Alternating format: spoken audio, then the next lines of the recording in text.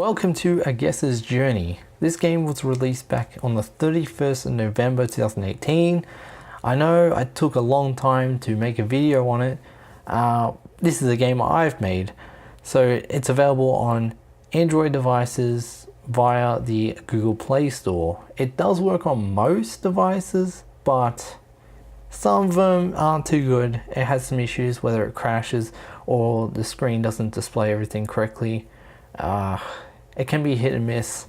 It's an Android thing, but it's also the fact that I used no extra frameworks. I used pure Java, if you know what I'm talking about, and because I didn't use anything extra, it kind of added more challenge, but that's what I wanted, purely for future reference in terms of making my life hopefully better by getting a different job. But I digress. This is A Guesser's Journey. It's simply a guessing game. Now, when I say simply, it's not just all numbers based stuff. So your general game is like 1 to 10, 1 to 100, 1 to a million. Maybe you get a limited amount of guesses, etc. But here I wanted to kind of change it up, still have that, but add more to it to make it more unique. Obviously, the key thing here is there's a story mode to it. So if we go to story, you have 2 difficulties originally, but of course, impossible is not unlocked until normal is complete. I'll talk about that in a second. But we jump on in and we have 5 acts of 20 levels in each. And then there's a final epilogue there as well. So here we go to, we see that there's green, a lighter blue, and a dark blue. Dark blue levels are locked, the light blue level is your current level, and the green ones are complete, but you can always replay everything as you please. If we go into level 1, you'll get some story element there, or story text, and then you also get your mission information or level information, because I don't know why I said mission. It's not really a mission, is it? We're not talking army stuff, geez. So we got numbers, which is your general game type, which I'll go through a bit later. We got the ratio between 1 to 5 because I want it to be simple so you can understand how it all works. We got guesses of 3, so you essentially can't lose unless you make a couple mistakes, and there's only 1 round. So let's give it a go. So we got guess 1 of 3, and 1 to 5 is the ratio again, and it's only 1 round. So of course you want to start in the middle range, which is 3. So now that's said it's lower than 3, and as you can see, we've got 0 on the left to say it's greater than 0, and the 3 is on the right to say it's less than 3. So let's try 2, and of course it's correct. So that's essentially the baseline of what a numbers mode is. Of course you can continue on. There's more story elements through each level, and yeah, you can go ahead and read away. Some of them are shorter, some of them are longer. That's kind of what I wanted to do, because to me a journey isn't you're in one place and all of a sudden you've decided to travel, and then all of a sudden you're in the next location and we just skip everything in between. I kind of add that into the story just to kind of give it, I guess it extends it a little bit to spread it out across 100 levels, let's be realistic. But yeah, you're going with the character, which is yourself, because it's all kind of said in a first person experience. So yeah, that's what I've gone for in the story. It's all original stuff. I can go through it as well.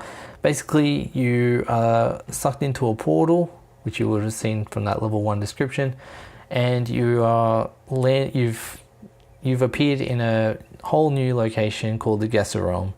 Your goal after an encounter is you've got to go and get 5 pieces of the Amucron, which is similar to an amulet, but I've named it differently because I want it to be different. All right, give me a break. So you'll go across the land, traveling around to different landscapes and finding these beasts, all these different creatures that all have these Amucron pieces around the neck or within their given location, and your character's goal is to defeat them, get the piece, and move on until you get all 5 pieces, of which you could go home. Yeah, it's a real mixed bag of stuff. I think I've put some little twists in there, here and there. Yeah, I don't know why I just said there, but anyway, let's go to the challenges, shall we?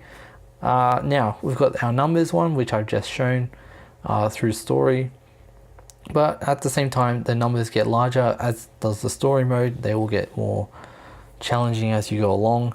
And of course, there's also multiple rounds that you can play, like a best of 3, best of 5, and a 3 in a row, which can be quite challenging as you try and get it all together, I guess. I don't know. Anyway, 50-50. We got a best of 3, best of 5, best of 7, 9, 11, and then you got a 3 in a row for extra challenge. This is where the in a row base rounds are really tough, because you got to try and hope for the best, really. So 50-50 is quite simple. It's just 1 or 2, and you've only got one guess, obviously, because if you had 2, you could easily win. So we'll try 1, that's correct. We now move on to the second round. We'll try 2, and it's correct. So it's quite simple enough. 33% though is now 1 in 3. So you got between 1, 2, and 3. So you got to try, I'll just try 2. It's wrong, it's 3. We'll try 1, and it's 3 again. Just to show that does change eventually. It's 1. We'll try 2, and it's 3 again. So I suck, obviously, but you can really, it's really luck based in terms of these sort of modes. But when it comes to numbers, there's a bit of strategy incorporated, because you want to try and pick the right positions to guess and hope that you can get enough information from that guess to work out where the number is going to be. Now we can head to letters mode. Now this is something a bit different. Instead of having numbers, we're basing numbers around letters. So at the start, we've got a lowercase level, and then we got an uppercase level. This is essentially just to show that we are searching for what is a lowercase letter, which I'll just type in a random letter here. So it's H.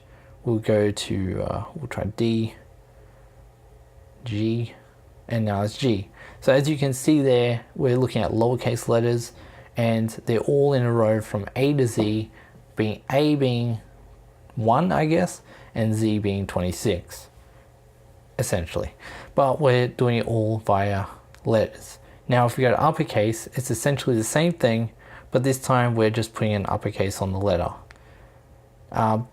I did this so it will add extra challenge after when you do both an uppercase and a lowercase game. At the same time though, if you accidentally put a lowercase letter, you'll get a warning and you won't lose the try.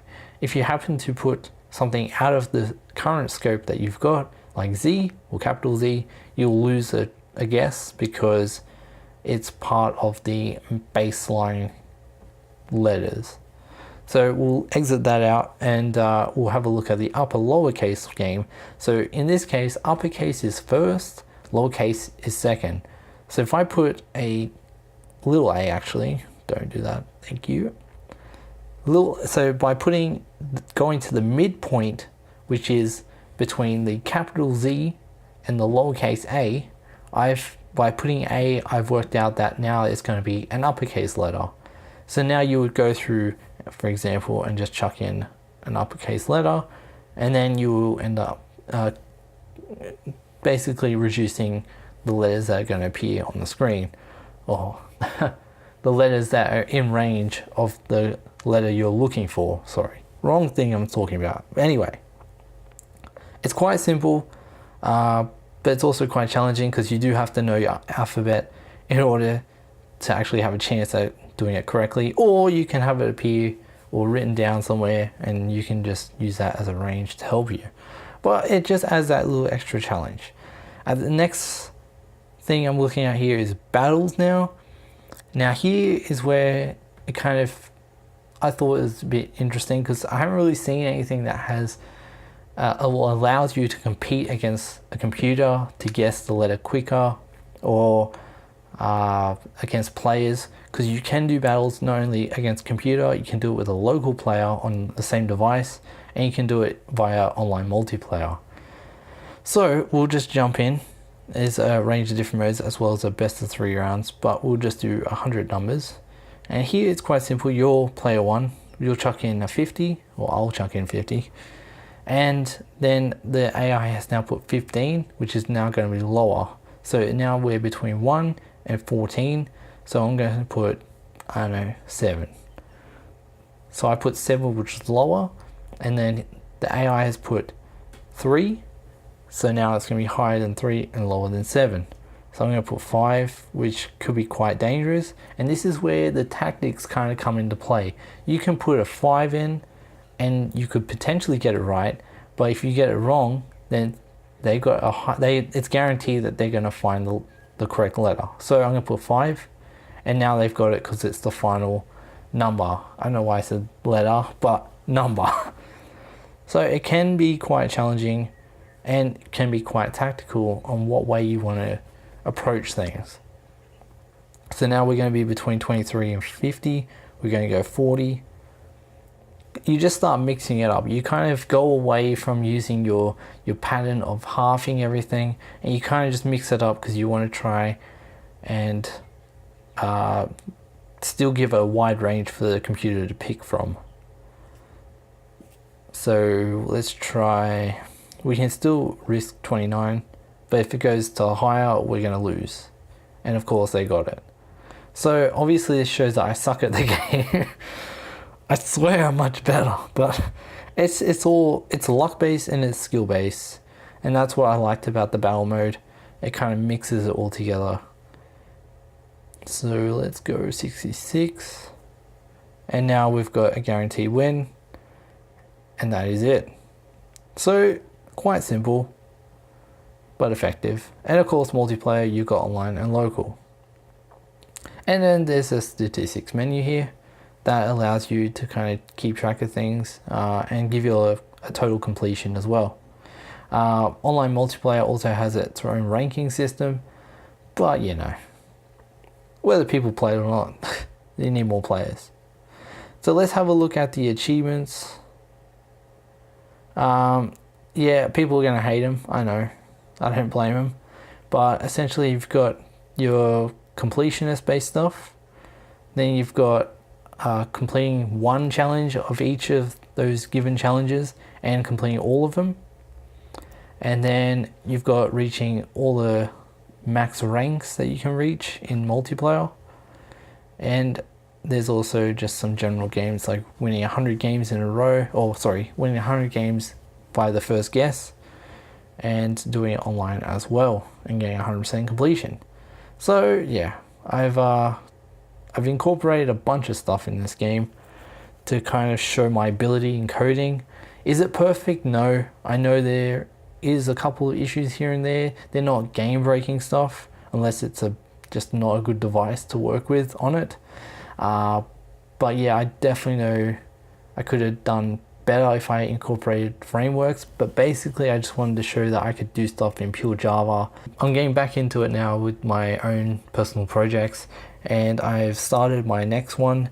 Basically the concept is finished. There's no story base, it's much more simple. It's basically just one of those games where you hit play and you play the game, you get a score, and then it'll be an online leaderboard, and that's it. It's just a lot of coding to go now. I've got the main menu done. I got a couple of changes I want to do with color coding and stuff, but other than that, we're underway, and hopefully in the next couple months I can get it out. That would be great, because this is a whole new framework as well that I'm going to be working with, and a whole new code base. So I'm hoping it will do well in terms of just getting it completed, and whether people download it, it's up to them. And hopefully I'll be able to get it nicely done for all Android devices, or most, and iOS as well. So this one's only available on Android, but I hope to get my next one out on all platforms so it's more flexible. And then maybe look at some Steam stuff as well. I don't know, I'll think about it.